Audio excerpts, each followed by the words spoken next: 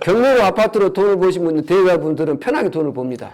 네. 그러니까 마음 편하게 들으세요. 그런데 만에 하나 우리가 이제 연애를 바람을 피더라도 걸리는 바람 피는 사람이 있고 아예 전혀 안 걸리고 바람을 잘 피는 사람도 있잖아요. 자기가 예를 들어서 운이 좋은 사람은 막 경매에 낙찰 받으셔도 돼요. 운이 좋으니까 안 걸려. 네. 그런데 그 공통 분모가 뭐냐면 제1금융권에서 경매를 집어넣은 물건이었다는 네. 거예요. 그것도 네. 아파트. 네. 그럼 문제가 있을 수가 없잖아요. 그런데 이제 공교롭게 한번 이제 약간 옛날 친구를 만났는데 네. 걸리는 경우가 있거든요. 네. 예, 그런 것처럼 자기가 이제 좀 조심스러운 사람은 더 일이 더 많이 생기더라고요. 네. 그런데 우연히 경매 물건 낙찰 받았는데 공교롭게도 하자 있는 물건 낙찰 받는 경우는요. 그런 걸 대비하기 위해서 공부를 하시는 겁니다. 맞습니다. 예. 네. 법원 경매 정보는 옥션통.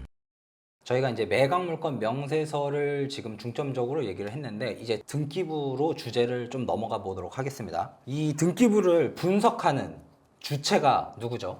네. 다시 말씀하지만 경매 전문가 중에 90%는 일반인이라는 거. 네. 예, 변호사분들은 경매 전문가가 없다라는 거. 네. 많이. 네. 왜 그러느냐? 네. 변호사님들 입장에서 민사집행법이란 관점에서 경매를 바라다 봤을 때는 네. 이게 법이라는 거예요. 네. 이게 어렵다라는 거예요. 네. 그래서 말을 함부로 못 뱉은다는 거예요. 네. 저 역시 마찬가지예요. 저는 이제 변호사는 아니지만 네.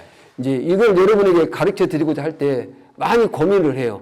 이걸 진짜 이걸 알려드려야 되는지, 만약에 이런 내가 알려준 것하고 다른 일이 벌어지면 이거 어떻게 해결해야 하는지, 네. 그분들이 어떻게 해결하는지 네. 좀 문제가 될 수도 있잖아요. 네, 그렇죠. 그래서 말하는 게 정말 조심스러워요. 네. 그래서 이런 영상을 잘 사람들이 안 찍는 거예요. 네. 안 찍는 이유가. 네, 네. 그래서 오늘도 교육 차원에서 네. 법적 의미 없는 얘기를 하니까 네. 잘 들으셔가지고 네. 좀 딱딱하더라도 네. 쓴 게 약이 되니까 몸에는 그렇죠. 잘 들어주시기 바랍니다. 네. 그 민사집행법 105조라는 게 있어요. 네. 제가 이제 경매할 때 민사집행법이 320조까지 있는데 민사집행법 중에서 그 중에서 제일 중요한 조문이 뭐냐면 민사집행법 105조예요. 네. 그 다음에 중요한 게 258조 명도에 관계된 거고, 네. 그 다음에 중요한 게 136조 인도명령이고, 그 다음에 중요한 게 민사집행법 91조 네. 인수지와 잉여주의 선택 등이라 해가지고 권리분석에 관한 조문이거든요. 네. 그러니까 320개 조문 중에서도 5개 조문만 외우면은 네. 일반인들은 경매를 할 때 쉽거든요. 그런데 일반인들이 권리분석에 대한 등기 권리분석에 대한 공부를 하면서도 네. 그냥 말소 기준 권리, 그냥 법에 대한 법리는 전혀 생각하지 않고 그냥 그렇게 어디서 우리가 배웠는지 모르지만 그런 걸 갖고 권리 분석을 하고 있거든요. 네. 그러니까 그런 모습을 보면은 이제 법률 전문가인 변호사님들이 봤을 때는 참 어처구니가 없는 얘기일 수가 있죠. 네. 예. 그런데 아무튼 어처구니가 있든 없든지 간에 그건 변론을 하고 매각물건 명세서라는 게 있습니다. 네. 매각물건서 105조에 네. 제 1항에 보면은 뭐라고 나오냐면 법원은이라고 나와요. 네. 이제 법원은 네. 다음 각호에 적은 매각물건 명세서를 작성할 수 있다가 아니라 하여야 한다예요. 하여야 한다. 네. 네. 그래서 그 3호에 보면 네. 등기된 부동산에 관한 권리 또는 가처분으로 매각 허가에 의하여 그 효력이 소멸되지 아니하는 것을 매각물건 명세서에 기재해주게끔 돼 있다라는 거예요. 네, 그렇죠. 네. 네. 그냥 할 수 있다가 아니라 하여야 하는 거잖아요. 네. 예. 그게 등기부 권리분석의 출발점입니다. 네. 이 매각물건 명세서를 법원에서 작성하여야 하는 의무이기 때문에 그렇죠. 예, 이 등기부를 분석하는 주체도 법원이다. 예. 이 내용은 매각물건 명세서에 나온다. 예. 네. 그럼 이제 등기된 시점은 어떻게 되죠? 그러니까 매각물건 명세서 105조 등기된 부동산에 관한 권리 또는 가처분으로 3호에 나와 있는 등기된이라니 된은 현재예요, 미래예요, 과거예요? 된이니까 과거죠. 과거죠. 네네. 당연히. 네네. 그럼 어느 시점이냐는 거예요. 네. 경매 개시 결정 기입 등기를 하고 난 이후에 한 6개월 정도 길게는 1년 가까이에서 경매가 처음 시작되는데 네네. 낙찰자는 몇 달 전에 등기된 내용을 볼 수도 있잖아요. 네네. 그 등기된의 시점이 원칙이 뭐냐면 네. 경매를 신청한 채권자가 등기사항 증명서를 첨부하는 그 등기를 얘기하는 거예요. 네. 이후에 등기된 사항은 안 나올 수도 있죠. 네. 법원이 모를 수도 있으니까. 네네. 그래서 그 된이라는 것은 경매 기입 등기 이전에 등기돼 있고 네. 채권자가 등기사항 증명서를 발급받아서 나온 그 내용을 얘기합니다. 그럼 그 이후에 나온 것들은 경매를 낙찰받고자 하는 사람이 한번 등기사항 증명서를 발급받아보는 게 좋다는 거예요. 등기된 부동산에 관한 권리 또는 가처분으로 요 관련된 여기에서 말하는 이 등기된에 소속되는 요게 이제 20가지가 넘는다고 들었습니다. 등기된 게 24개가 있거든요. 네, 등기가 되는 거는 총 24개 있거든요. 네네. 그 중에 이제 권리만 권리 분석해주고 가처분만 해당 사항 없다고 권리 분석 해주겠다는 거죠. 네, 네. 그럼 나머지는 권리 분석 안 해줄까요? 안 해줘도 되니까. 권리라고 인수되는 것이 아닐 수도 있으니까. 네. 그런데 이제 별도 등기나 사용검사 미필 등기, 사용검사 미필 등기 같은 경우는 중고검사를 안 받는 등기가 표제비에 기재되어 있거든요. 네. 이제 권리는 갑구 우기에 기재가 되고, 네. 그래서 제가 이제 다 포함해가지고 등기된 단어를 24개를 한번 네. 단어만 얘기해 볼게요. 네, 네. 소유권, 네. 지상권, 네. 지역권, 전세권, 저당권, 권리질권, 채권 담보권, 임차권, 네. 그다음에 가등기, 예고등기, 판매등기, 신탁등기, 구분지상권, 임차권 등기, 명령등기, 네. 가압류, 압류, 가처분, 강제경매, 임의경매 등기, 네. 회생절차 개시결정 등기, 파산등기, 네. 별도등기, 사용검사 미필등기, 그다음에 환지등기, 네. 도정법, 도시 및 주거환경 정비법 87조에 따른 권리 확정 등 확정. 네. 이게 24개가 있어요. 네, 네. 이거는 오늘 설명해 버리면 이제 오늘 밤새 해야지. 네. 그런데 이것 중에 네. 권리는 네. 권리 분석을 누가 한다? 법원이 법원이 한다. 이 얘기를 이제 드리고 싶은 거예요. 네, 네. 그래서 권리가 아닌 것은 표제부에 나와 있는 것들은 네. 매각 물건 매수에 기재되고 안 되고는 별건을 하고 네. 이제 사용검사 미필 등기나 별도 등기 같은 경우는 표제부에 기재가 되거든요. 네. 그러면 이제 별도 등기 같은 경우는 매각 물건세에 기재가 되는 경우가 있더라고요. 네. 또 기재를 안 했다 하여 그것이 과실이라고 얘기할 수는 없다라는 거죠. 예, 그래서 이제 등기법 공부를 좀 하셔야 돼요. 네, 네. 그래서 언제 또 시간 나면 또 이것도 공부가 있겠죠. 네, 네. 예, 그래서 아무튼 예를 들어서 전세권이 있고 저당권이 있고 가압류가 있고 압류가 있고 경매가 나왔는데 이 선순위 전세권이 배당 요구를 했든 안 했든지 여부는 우리는 알 필요 없다. 네. 배당 요구하면 경매 계장이 해당 사항 없다고 매각물건에서 기재를 해준다는 거지. 네. 이렇게 판단하시라는 거예요. 네. 예. 이 많은 권리 등기된 이런 것들에 대해서 결국에는 우리가 다 알면은 머리가 깨지니까 예. 나라에서 우리가 해줄게 이게 이제 매각물건 명세서다. 그래도 이제 이 해당 사항 없음 등기된 부동산에 관한 권리 또는 가처분으로 매각으로 그 효력이 소멸되지 아니하는 것에 여기에 해당 사항 없음이라고 되어 있지만 인수하는 한 가지가 딱 있다고 들었습니다. 예.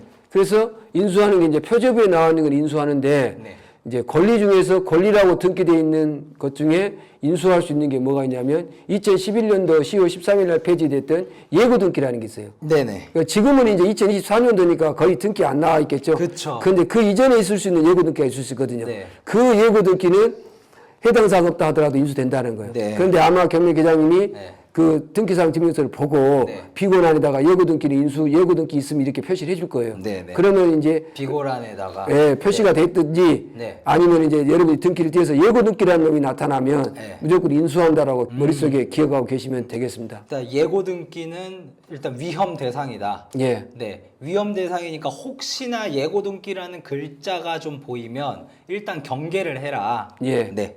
구독과 좋아요, 알림 설정을 통해 풍부하고 흥미로운 경공매 영상을 매주 만나보세요. 네이버 옥션통 카페에 회원가입하고 교재 신청만 하시면 정길봉 교수님의 경매 특급 교재 파일 10개를 무료로 받아보실 수 있습니다. 또한 각종 경매에 필요한 모든 서식과 자료들도 공유해 놓았으니 옥션통 카페에서 무료로 받아보세요. 인스타그램에서도 옥션통을 팔로우하시면 빠르게 다양한 정보를 받아보실 수 있습니다. 예를 들어서 2017년 가처분, 2018년 가압류, 2019년 압류, 그리고 2020년에 강제 경매가 이루어진 이런 상태에 있는 이제 경매 물건이라고 했을 때 선순위 가처분이잖아요. 예, 이런 것도 매각 물건 명세서로 판단할 수 있는 건가요? 그렇죠. 그러니까 매각물건에서 등기된 부동산 극한 밑에 해당 사항 없다고 적혀 있으면 네. 그 선순위 가점을 인수 안 한다는 거예요. 등기된 부동산에 관한 권리 또는 여기에 해당 사항 없으면은 문제 없구나. 예. 이렇게 생각하면 된다. 예. 그래서 여러분에게 이렇게 지가 머리에 지가 나게 우리가 영상을 찍어야 네. 영상의 진미를 느낄 거 아닙니까? 돈을 주고 듣는 맛이 날 거예요. 아마 100만 원은 받아도 되는데 100만 원 안 받아서 어쩐지 모르겠지만 부동산으로 경매 아파트로 성공한 사람들은 이런 거 받을 필요가 없어요. 예를 들어서 매각물건에서 딱 보고 네. 이거 그냥 제1금융권에서 경매를 집어넣었다. 네. 그럼 제1금융권에서 경매를 집어넣었다 한다면 이상이 없을 거 아닙니까? 네. 세입자도 세입자가 있는데 대출해줄지도 없고 네. 제1금융권이 등기 하자가 있는데 대출해줄지도 없고 네. 그러니까 매각 물건에서 보고 네. 아파트 시세 잘 파악해서 네. 10억짜리가 뭐 7억까지 떨어졌다. 네. 그러면 7억 2천에 낙찰 받아가지고 네. 8억 2천에 팔면 네. 세금 내고 나머지 돈 챙기고 네. 그렇게 해서 그렇게 돈을 다 버는 거예요. 그런데 우리가 이제 교육이라는 것은 만에 하나가 생길까 무서워서 교육을 받는 거잖아요. 네네네. 그래서 오늘 교육도 내가 아파트로 돈 벌고 싶으신 분은 영상 다른 데로 돌리세요. 안 됩니다. 이 영상 안 봐도 돼요. 경매로 아파트로 돈을 버신 분들, 대여자분들은 편하게 돈을 법니다. 네. 그러니까 마음 편하게 들으세요. 그런데 만에 하나 우리가 이제 연애를 바람을 피더라도 걸리는 바람 피는 사람이 있고 아예 전혀 안 걸리고 바람을 잘 피는 사람도 있잖아요. 자기가 예를 들어서 운이 좋은 사람은 막 경매 낙찰 받으셔도 돼요. 운이 좋으니까 안 걸려. 네. 그런데 그 공통 분모가 뭐냐면 제1금융권에서 경매를 집어넣은 물건이었다는 네. 거예요. 그것도 네. 아파트. 네. 그럼 문제가 있을 수가 없잖아요. 그런데 이제 공교롭게 한번 이제 약간 옛날 친구를 만났는데 네. 걸리는 경우가 있거든요. 네. 예, 그런 것처럼 자기가 이제 좀 조심스러운 사람은 더 일이 더 많이 생기더라고요. 네. 그런데 우연히 경매 물건 낙찰받았는데 공교롭게도 하자 있는 물건 낙찰받는 경우는요. 그런 거를 대비하기 위해서 공부를 하시는 겁니다. 맞습니다. 예. 네. 자, 그러면 교수님 이제 결국에는 이 3초 권리 분석 요 내용의 가장 포인트는 매각 물건 명세서만 보면 된다라는 건데 이 매각 물건 명세서를 법원에서 작성을 한 취지는 그거 예측하지 못한 손해를 방지함에 있다라고 나오잖아요. 네네. 판례에 보면. 네네. 그러면 이제 예측하지 못한 손해를 방지한다는 것은 네. 선수의 세입자가 나온다든지 인수하는 권리가 생긴다든지 이런 거를 방지하고자 함에 있다잖아요. 네네. 그럼 그걸 반대 해석해 보면 그 판례에 근거해서 매각 물건 명세서를 믿고 낙찰받으면 예측하지 못한 손해가 예방된다라고 판단할 수 있잖아요. 그렇죠. 그래서 매각 물건 명세서를 중요하게 생각하는 겁니다. 그럼 이제 매각 물건 명세서가 익숙하지 않으신 분들은 매각 물건 명세서를 보는 것만으로도 뭔가 머리에 쥐가 날 것 같거든요. 그래서 이제 특수경매 무료 특강을 진행합니다. 그동안 특수경매에서 허위 세입자, 유치권, 법정지상권, 대지권 미등기 등 특수물건 때문에 어려움이 있었던 분들은 이번 기회에 오셔서 하루 만에 특수경매 체계에 대해서 정리하시기 바랍니다. 허위 세입자, 허위 유치권자 깨는 기술은 특급 기술입니다. 실무와 이론을 정립하여 민사소송의 기술과 실체법을 정리하고 특별한 노하우를 전수해드리는 무료 특강이니 놓치지 마세요.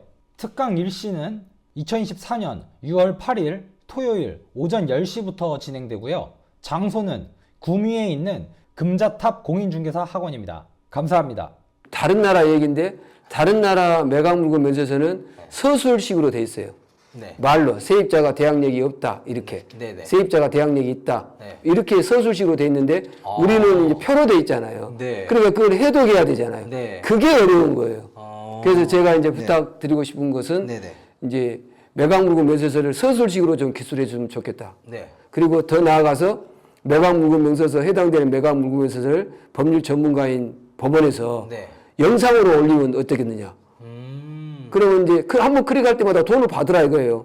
돈 안 받는 게 아니라. 아, 네. 그러면 이제 매각 물건 명세서를 분석해 놓은 것을 영상으로 올려놓으면 누구든지 그거 영상을 보고 입찰해 보면 되잖아요. 네. 그러면은 낙찰가가 제가 봤을 때는 더 높아갈 것 같아요.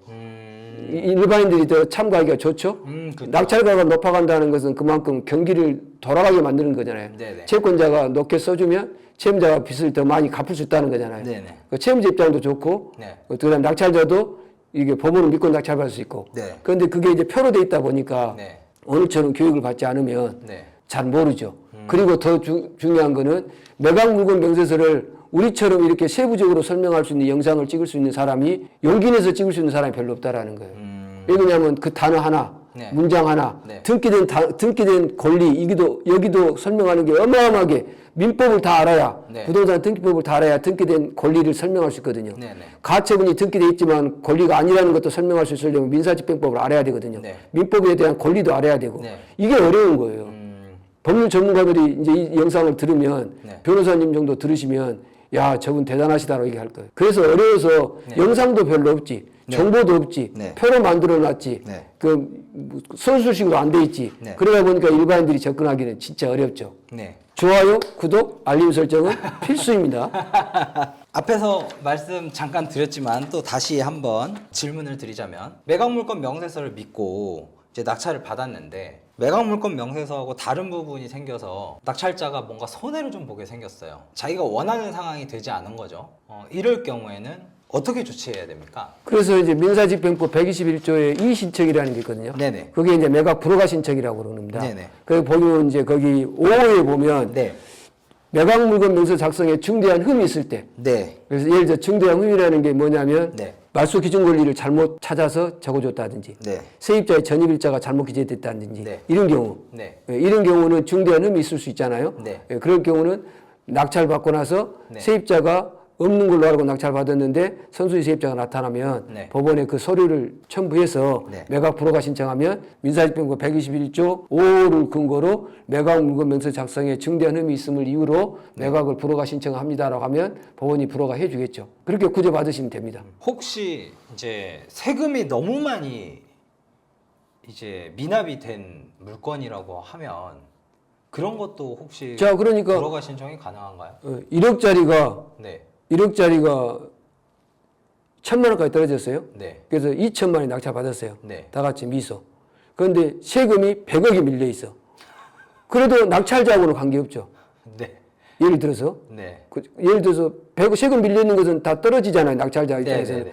전 소유자에 대한 세금이니까. 네. 네. 그런데 이제 1억짜리를 1,000만 원까지 떨어져서 2천만 원 낙찰 받았어. 네. 세입자가 5천이야. 네. 그러면 이제 7천 원 낙찰 받으려고 생각하고 2천 원 낙찰 받은 거잖아요. 네네. 세입자가 돈을 다 배당 받은 거라고 알고 네. 확정일자는 세입자야. 네. 소액보증 회당 안 돼. 네. 예를 들어서. 네네. 그런데 세금이 100억이야. 네. 그러면 세금의 당해세라 해가지고 지금은 이제 당해세 부분은 확정일자하고 밀리지만 네. 그 전에 예를 들어서 세금이 다 가져가 버리면 네. 5천만 원을 내가 물어줘야 되잖아요. 그렇죠. 예를 배당이 안 되니까 네네. 세입자 배당이 안 된다 한다면 네네. 그런 경우는 이제 매각 물건 명세서 작성에 중대한 흠이라 할 수 없죠. 왜냐하면 민사집행법 105조에 네. 세금에 관한 정보들을 기재해야 된다 이렇게 안 나와 있으니까 그거는 이제 낙찰자의 목이죠. 그래서 방금 말씀 잘하셨는데 네. 매각 물건 명세서가 제대로 역할을 하려면 네. 어떻게 보면 배당표까지 붙어야 돼요.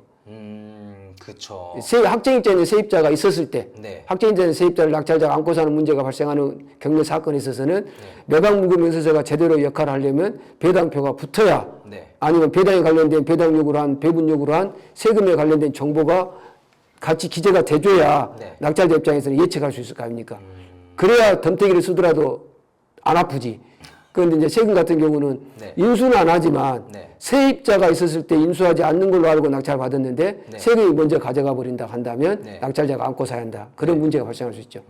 그 세금은 당해세가 아니더라도 세금의 법정기일이 세입자의 확정일자보다 빨라버리면 네. 세금을 먼저 가져가잖아요. 네. 그러니까 이번에 법 개정된 것하고는 무관하게 네. 세금의 법정기일이 빨라버린 세금을 만나버리면 네. 낙찰자가 덤탱이 쓸 가능성이 크죠. 그렇죠. 예. 그런 문제는 이의신청 사유가 되지 않는다. 예.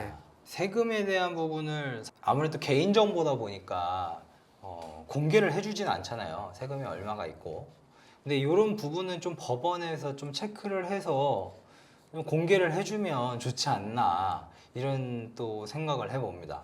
그래서 이제 많이 이제 제도가 변화되고 경매라는 거는 매각이잖아요. 일반 매매잖아요. 네네. 자, 골라 똑같잖아요. 네. 예, 그러면 파는 사람이 주체가 돼가지고 어느 정도 정보를 공개하고 팔면 네. 보다 더 좋은 사회가 될 거라고 그쵸. 믿어 의심치 않습니다. 네. 그럼 이제 마지막으로 교수님 매각물건 명세서에서 주의사항 이 부분에 대해서 말씀을 해주시죠. 그래서 매각물건에서는 두 장이 아니라 이 용지로 구분되어 있거든요. 네. 그게 뭐냐면 한 용지가 있고 부분이 있고 네. 이 부분이 있거든요. 네네. 그러니까 끝까지 다 읽어봐야 돼요. 네. 부동산 표시까지. 네. 거기에 나와 있는 것들이 다 읽어봐야 된다는 거. 네네. 그 다음에 매각물건에서 읽으면서 네. 이거 표로 돼 있으니까 서술식으로 안 돼 있으니까 네. 자기가 모르는 단어가 나오면 네. 꼭 옥션통에 전화해서 문의하시라는 거. 네네네. 네. 네. 그리고 마지막으로 부탁드리고 싶은 거는 경매 정보지에 나와 있는 등기사항 증명서도 경매에 나오면 일정 기일 지나서 발급받을 수도 있거든요. 네. 가장 낙찰받는 시점에 최근의 것이 아닐 수 있으니까 네네. 이 부분만큼은 네. 여러분이 등기사항 증명서를 한번 발급받아서 네. 예고 등기라든지 네. 임차권 등기 명령 등기가 돼 있는지를 확인하고 네. 종합적으로 분석하시면 네. 이상이 없을 것 같아요. 네. 그래도 이제 이상이 있는데 네. 매각물건 면세서에 잘못된 기재를 갖고 이의신청한다면 네. 네. 그러니까 앞에서 설명했던 것처럼 언제 매각물건서를 봤습니까라고 하면은 법원 경매장에서 봤다고 꼭 얘기를 해야 한다는 거예요. 그쵸, 그래서 그쵸. 그 말을 하려면 네. 안 떨고 하려면 네. 법원 경매장에서 매각 물건 면세서를 네. 자기가 기존에 봤던 내용하고 다른 내용이 있는 가 없는가를 꼭 확인하시기 바랍니다. 네. 마지막 질문을 드리고 나서 갑자기 또 추가 질문을 드리게 됐는데 매각물건 명세서 맨 하단에 보면 이제 비고란이 있잖아요. 예. 사실 이 부분도 굉장히 중요한 부분인데 왜 중요한지 설명을 해주시면 좋을 것 같습니다. 그러니까 등기된 부동산에 관한 권리 또는 가처분에만 그 표가 있거든요. 네네. 임차인 표가 있죠. 네. 그다음에 등기된 부동산 표 있죠. 법정지상권에 관련된 표 있죠. 네. 그 위의 것들은 비고란에 거의 적어준다는 거예요. 그렇죠. 그래서 유치권 같은 경우 신고되면 거기에 적어주거든요. 네. 예를 들어서 네. 예고 등기 있다든지 네. 사용공사 미필 등기가 있다든지 네. 법원에 따라 다르겠지만 네. 예, 그런 내용들이 적혀질 수 있으니까 네. 제시의 건물이라든지 맹지라든지 그런 것도 있잖아요. 네. 네. 그래서 비고란이 중요합니다. 네. 좋아요, 구독, 알림 설정. 용기 내서 영상을 찍는 거예요. 경매에 관련된 민사집행법 단어 하나, 문장 한 줄 설명하는 것 자신 있는 분 한번 해보세요. 진짜 어려운 거예요. 용기를 잊지 않도록 많이 지원해 주시고 응원해 주시기 바랍니다. 아, 감사합니다, 교수님. 네, 오늘도 귀한 시간 내주셔서 감사합니다. 예, 감사합니다. 네, 감사합니다. 예. 통합니다. 법원 경매 정보는 옥션통으로 통합니다. 옥션통을 선택해야 하는 6가지 이유를 소개합니다. 첫 번째, 부동산 유튜버 1위 유튜버가 사용하고 추천합니다. 두 번째, 사용자 중심으로 화면을 구성해서 정보 이용이 편리합니다. 세 번째, 경매에 필요한 모든 유료 정보를 가장 빠르게 제공합니다. 네 번째, 24시간 고객센터를 운영하여 소통의 답답함을 없앴습니다. 다섯 번째, 전문 권리분석사가 어려운 권리분석을 도와드립니다. 여섯 번째, 가장 파격적인 가격 월 29,500원으로 모든 정보와 서비스를 제공합니다. 타사와 비교해보세요. 옥션통이 통 크게 씁니다. 옥션통 추가 혜택 2가지. 첫 번째, 10일간 무료로 이용하세요. 두 번째, 지금 50% 이벤트를 진행 중입니다. 월 29,500원. 이번 기회를 놓치지 마세요. 옥션통에 통하는 가격, 파격적인 가격 29,500원에 이용하세요. 법원 경매 정보는 옥션통.